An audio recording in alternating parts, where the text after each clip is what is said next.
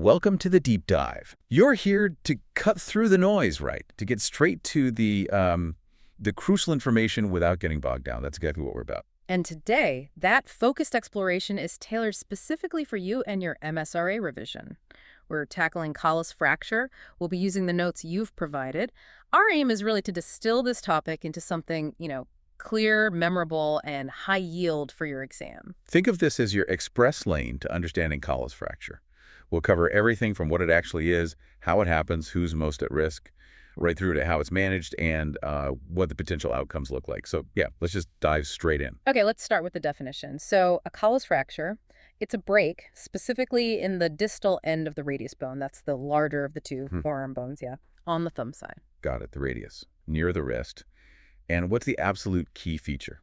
The defining characteristic is the dorsal displacement of the broken fragments. So the broken end moves backwards towards the back of your hand. You could maybe think D for dorsal displacement. Dorsal displacement. Okay, so it's a specific type of distal radius fracture. Exactly, and it happens right near the wrist joint. There's a really classic visual sign associated with it, too. Ah, yes, the one that looks like cutlery. That's the one. The dinner fork deformity.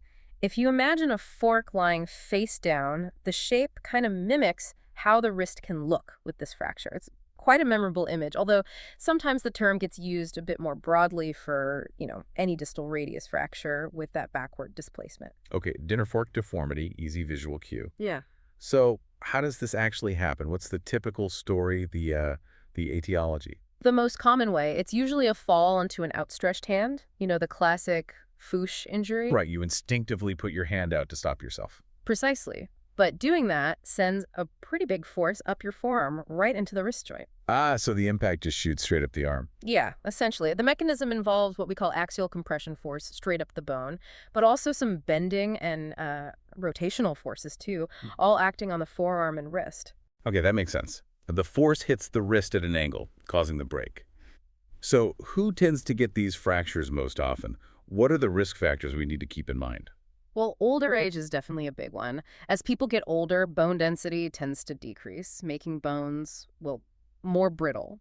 And closely linked to that is osteoporosis. It's a major underlying condition that significantly ups the risk. Think O for older and osteoporosis. Right, weaker bones are much more likely to break under that kind of impact. Yeah. What else? Having a history of previous fractures can be a factor, or maybe some existing bone deformities. Certain medical conditions, too, like rheumatoid arthritis, can affect bone health. Okay. And then there are lifestyle things like jobs or activities with repetitive wrist movements, or just a generally higher risk of falls. And there was an interesting point in the notes about men. Ah, yes. That men who get a Colles fracture seem to have a higher risk of getting a hip fracture later on, even more so than women with a Colles fracture. It's a point worth noting about overall bone health. Definitely something to consider. Okay, so let's get into the pathophysiology. What's actually happening inside the bone? Sure. So at its heart, it's a disruption of the bone's structure, its integrity, right at the end of the radius. Okay. The fracture itself is usually transverse, sort of straight across, or maybe oblique at an angle. And the location is key. Where exactly? Typically about 2 to 3 centimeters, roughly an inch, proximal to the wrist joint. That 1-inch marker is pretty classic. Right, about an inch away from the joint itself. Exactly. And like we said, the distal fragment, the bit further down your arm, gets pushed backwards dorsally. And that displacement is what causes the visible deformity. The dinner fork shape. Okay. Dorsal displacement. About an inch proximal. Got it. Yeah. Now, if someone comes in and you suspect a Colles, what else could it be? What are the differentials? Good question. You always have to consider other wrist and forearm injuries. A Smith's fracture is a big one. That's that different. It's basically the opposite of a Colles. The distal fragment is displaced volarly towards the palm side. So think S for Smith goes the same way as the palm. Ah, okay. Yeah. Opposite displacement. What else? You could have a scaphoid fracture. That's one of the small carpal bones in the wrist. It can also happen from a FOOSH, though the pain might be more localized in the snuff box area. And don't forget the ulnar styloid, that bony bump on the little finger side. It can fracture along with the radius or sometimes on its own. Right, so you need to check for associated injuries too. Okay, how common are these Colles fractures? What's the epidemiology look like? Oh, they're very common, especially in older adults. It's actually one of the most frequent fractures you'll see in that age group. Really? Yeah, The incidence really climbs with age, and there's a noticeable peak in postmenopausal women, largely because of the higher rates of osteoporosis. That's another key group to remember.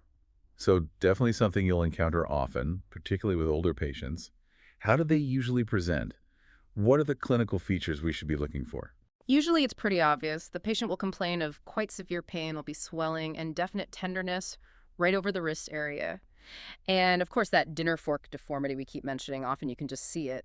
That visual cue sounds hard to It miss. often is, yeah.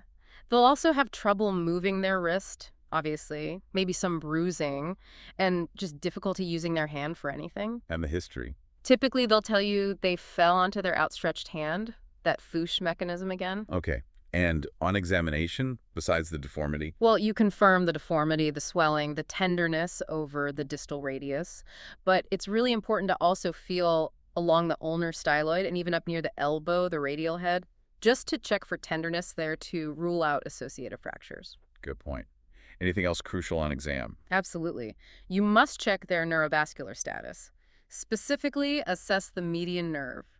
Ask about numbness or tingling in the thumb, index, middle finger. Signs of potential compression, like acute carpal tunnel. Right, nerve damage is a definite risk. So, quick recap for memory. Older person, often osteoporotic, falls on their hand, gets wrist pain, swelling, and that classic dinner fork look. Check the nerves. You've got it. That's the core picture. So how do we confirm the diagnosis? What investigations do we need? X-rays. Plain X-rays of the wrist are the standard first step. Which views? You need at least two. An AP, antero-posterior, so front to back view, and a lateral, which is the side view. These usually give you a clear picture of the fracture site. You can see how much it's displaced or angled, and spot any other breaks, like that ulnar styloid we mentioned. Makes sense. Are there times when you'd need something more than an X-ray, like a CT or MRI? Yes, sometimes. If it looks like a really complex fracture, maybe shattered into multiple pieces, or if it goes right into the joint surface, what we call intra-articular, or if you suspect there might be significant ligament damage that you can't really assess well on the X-ray, then yeah, a CT or occasionally an MRI might be helpful for more detail. Okay, diagnosis confirmed. Let's talk management. How do we treat a Colles fracture? Well, it really depends. There isn't a one-size-fits-all approach. You need to look at the fracture itself. How stable is it? How much is it displaced? And also the patient. You know, their age, their activity level, their overall health. So it's tailored. What are the main options? Broadly, it's either conservative or surgical. Okay, tell me about conservative first. So if the fracture is minimally displaced, or if we can manipulate it back into a good position that's called reduction, and it seems stable, we can often treat it conservatively. This usually means immobilizing the wrist in a cast or sometimes a splint. The goal is to hold the bones in place while they heal. Pain control is obviously important too. And regular checks. Oh, yes. Follow-up appointments are crucial, usually with repeat X-rays, just to make sure the bone fragments haven't shifted in the cast. Right, and when would you lean towards surgery? Surgery comes into play mainly for fractures that are significantly displaced and can't be properly aligned with manipulation, or if they're inherently unstable and likely to slip again, even in a cast. Also, open fractures where the bone pokes through the skin always need surgery. And importantly, if the fracture goes into the joint surface and disrupts the smooth cartilage lining, that articular incongruity, surgery is often needed to fix that properly. To restore the joint surface. Exactly. To try and minimize the risk of arthritis later on, surgery might involve plates, screws, sometimes external pins to hold everything together. How long does healing usually take? The bone itself typically takes about 6 weeks to knit together reasonably well, but that's just the start, really. What do you mean? Well, full recovery, getting back strength, full range of motion, using the hand normally, that takes longer. And it almost always requires dedicated rehabilitation. Physiotherapy. Absolutely essential.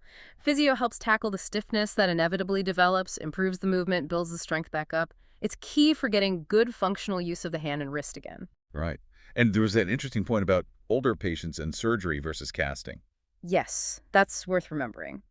For patients over, say, 60, studies often show that even if the X-rays look a bit better after surgery in terms of perfect alignment, the actual functional outcome, how well they can use their hand day to day, is often pretty similar to those treated just with a cast. So even if the alignment isn't perfect on X-ray with casting, their function might still be just as good. In many older, less active patients, yes. It's an important discussion to have when weighing up the risks and benefits of surgery versus casting in that age group. Very important practical point. Okay, so overall, what's the outlook? What's the prognosis typically like? Generally, it's good. With the right treatment and rehab, most people do regain good function in their wrist and hand. Like we said, healing takes weeks, rehab takes months, but the end result is usually satisfactory. Are there things that affect how well someone recovers? Definitely. Factors like the initial severity of the fracture, whether there were other injuries involved, the patient's age, their general health, and crucially, how well they stick to the physiotherapy program. Compliance with rehab makes a big difference. Yeah, you have to put the work in. Now, even with good treatment, things can sometimes go wrong. What are the potential complications? Unfortunately, yes, complications can happen. Yep. One is malunion. Meaning? That's where the fracture heals, but in the wrong position, maybe still angled or displaced. This can lead to ongoing pain, stiffness, or a visible deformity. Okay, what else? Less common, but more serious, is non-union, where the bone just fails to heal together at all.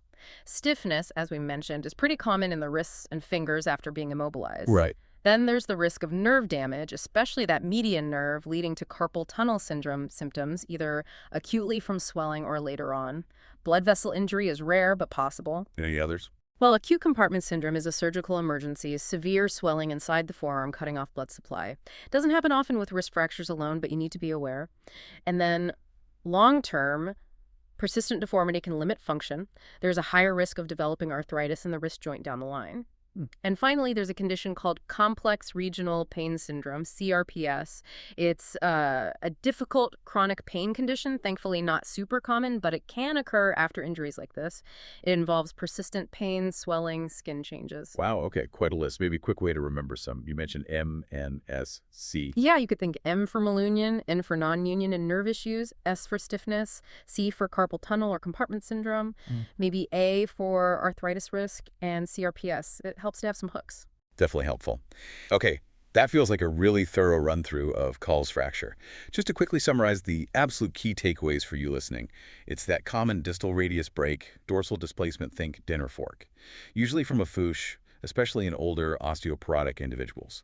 Diagnosis is via X-ray, treatment is casting or sometimes surgery, but rehab is vital. Prognosis is generally good, but be aware of those potential complications like malunion, stiffness, nerve issues, and CRPS. Nicely summarized. And we really hope this deep dive has helped solidify your understanding for the MSRA. We do too. And feel free to rewind, listen again, whatever helps make it stick as you revise. And just a final reminder, for more excellent MSRA revision resources, do check out pastmsra.com. And framesra.com as well, both great sites. Definitely. Right, that brings this deep dive to a close.